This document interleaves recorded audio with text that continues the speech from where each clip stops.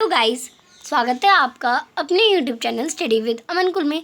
आज हम लाए हैं director of education GNCT of Delhi की वर्कशीट नंबर 18 जो कि क्लास 8 के बच्चों के लिए। सब्जेक्ट आपका सोशल साइंस है। ज्योग्राफी की बुक से है। डेट है जिसकी 22 सितंबर 2021। आप अपना नेम एंड अपनी क्लास टीचर का नेम लिखेंगे। आज हम सॉइल कंजर्वेशन, वाटर और प्रॉब्लम्स ऑन वाटर अवेलेबिलिटी के बारे में पढ़ेंगे। सबसे पहले हम सॉइल कंजर्वेशन को देख लेते हैं। Soil method of soil some method of soil conservation are given below. यहाँ पे सॉइल कंजर्वेशन के कुछ मेथड्स दे रखे हैं। फर्स्ट है आपकी मल्चिंग। मल्चिंग जो एक मेथड होती है आपकी सॉइल कंजर्वेशन में। The bare ground between plant is covered with a layer of organic matter like straws and it helps to retain soil moisture. आप देख सकते हैं इसमें क्या होता है, जो प्लांट्स के साइड में एक ऑर्गेनिक जो मैटर उसे एक प्लांट को कवर करा जाता है एक स्ट्रॉ लाइक स्ट्रक्चर से, जो कि सॉइल मॉइस्चर में हेल्प करता है। फिर है कॉन्टोर बैरियर्स। जो कॉन्टोर बैरियर्स हैं हमारे, ये stone, grass, soil are use to build barrier along contour, यानी कॉन्टोर के आगे बैरियर लगाने के लिए इन्हें यूज़ करा जाता है। Trenches are made in front of the barriers to collect water. Rock dam क्या होता है? रॉक डैम होता है, इसमें क्या होता है, पॉइल पी rocks are piled up to slow down the flow of water, यानी जो रॉक्स होती हैं वो वाटर के स्लो होने का रोकने में मदद करती हैं। ये ग्यूलीज और फर्दर सॉइल लॉस भी प्रिवेंट करती हैं। टेरेस फार्मिंग क्या होती है? ब्रॉड फ्लैट स्टेप्स और terrace made on the steeps slopes so that flat surface are available to grow crops, thus reducing surface run of the soil erosion. Intercropping क्या होती है? इंटरक्रॉपिंग होती है different crops are grown in alternate rows. जो different crops होते हैं वो alternate रोज यानी रोज में एकदम लगाए जाते हैं और sown at different times to protect the soil from rain wash, यानी अब यहाँ पे कोई और लगा रखा है, यहाँ पे कोई और लगा रखा है, इसे हम इंटरक्रॉपिंग कहते हैं, जो कि सॉइल को रेन वॉश से भी बचाती है। कंटोर प्लफिंग क्या होता है? Ploughing parallel to contour to hill stop a normal barrier for water to flow down the steps. Shelter beds क्या होता है? In the coastal and dry region rows of trees are planted to check the wind movement of protect soil cover. जो ये आपका shelter beds होती है वो, इसमें क्या होता है, जो पेड़ होते हैं उन्हें लगातार ऐसे लगाया जाता है कि वो जो प्लांट को चेक करते रहें कि वो विंड का मूवमेंट वहाँ पे सॉइल को अच्छे से कवर कर रहा है या नहीं। आगे आपको वाटर के बारे में बता रखा है। वाटर जो है वो 3/4 पार्ट है। 3/4 जो पार्ट है हमारी अर्थ का वो कवर है vital renewable natural resource water से। जो ओशन है वो 2/3 यानी 2/3 पार्ट है वो अर्थ सरफेस का ओशन से कवर है। Support a rich variety of plant and animal life, जहाँ पे बहुत ज़्यादा variety of animals and plant रहते हैं। इट इज़ सलाइन, ये खारा होता है और ह्यूमन यूज़ के लिए, ह्यूमन कंजप्शन के लिए यूज़फुल नहीं है। Fresh water accounts for only 2.7%। जो हमारी अर्थ में ओनली जो 2.7% है वो फ्रेश अकाउंट है, यानी उसमें आपको मिल जाएगा। And 70% of these occur as ice sheet and glacier in Antarctica, यानी ये ज़्यादातर आइस शीट्स में, ग्लेशियर्स में दिखाई देता है।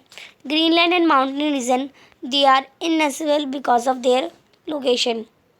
The only 1% of fresh water is human for consumption, यानी जो जो मोशंस होती है, साइकिलिंग होती है या लैंड बैक अगेन होता है, उसमें जो हमारी जो प्रोसेस होती है वो सेम रहती है। दस only 1% of fresh water is useful for human consumption, यानी सिर्फ 1% जो वाटर है वो ह्यूमन कंजप्शन के लिए ज़रूरी या ह्यूमन कंजप्शन के लिए यूज़ होता है।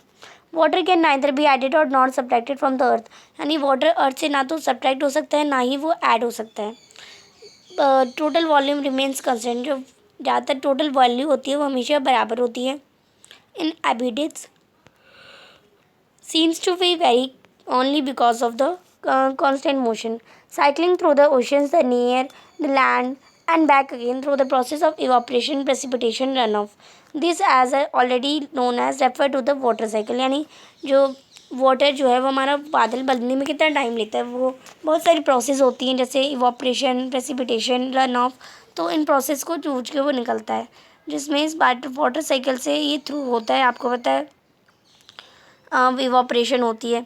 तो यहाँ पे आपको प्रॉब्लम्स ऑफ वाटर अवेलेबिलिटी दे रखी है। Most part of the world are facing storage इनफ्रेशमेंट फ्रेश वाटर सप्लाई, यानी जो वर्ल्ड का ज़्यादातर पार्ट जो है वो स्टोरेज को एज अ फ्रेश वाटर में पी रहे हैं। Countries located in climatic zone some susceptible to drought phase in the fresh water supply. Countries located in climatic zone most susceptible to drought face great problems of water scarcity, यानी पानी की कमी का बहुत ज़्यादा प्रॉब्लम सहते हैं कुछ countries.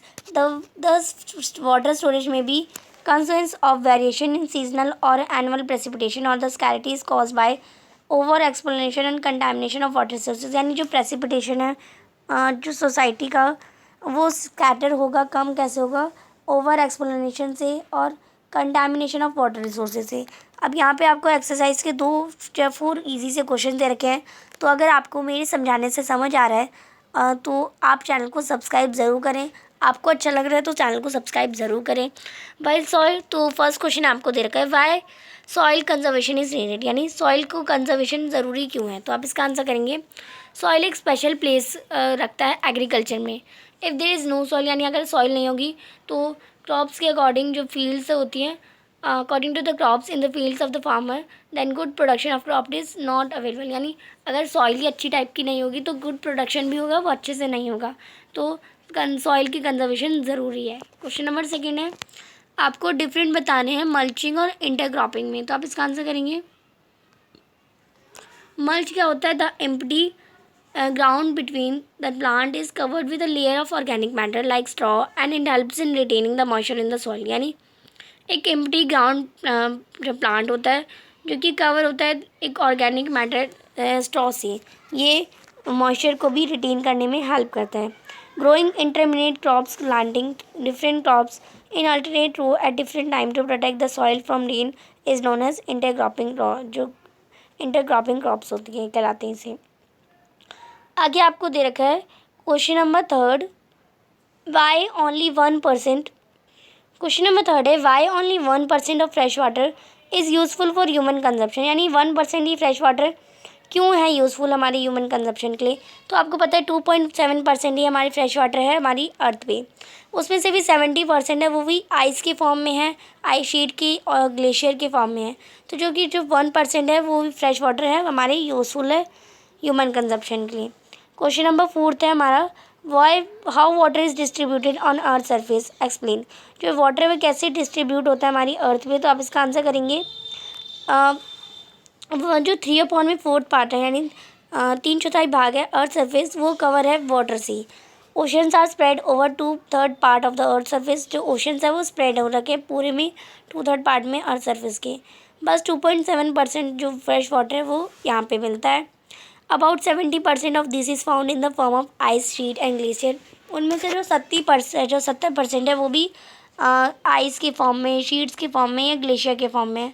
Only 1% of fresh water is useful for human consumption, यानी ह्यूमन कंजप्शन के लिए सिर्फ 1% ऑफ फ्रेश वाटर है। तो ये थी आपकी आज की वर्कशीट।